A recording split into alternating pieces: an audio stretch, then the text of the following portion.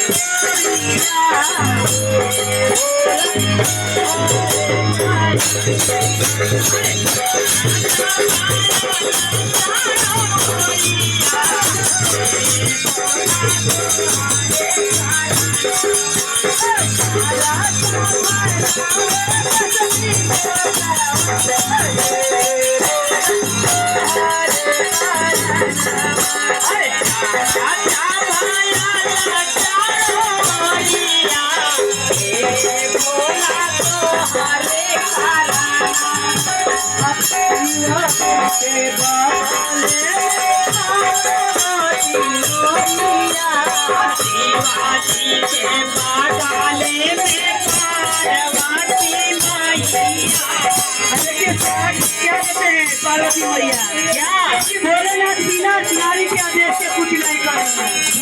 आज काल वही हो रहे हैं भैया देश में भी घर में भी कि बिना मेहरारू के कहला पर कोई कुछ ना करेगा। जैसा भी भोलेनाथ के पहले से ही आ रहा है। भोले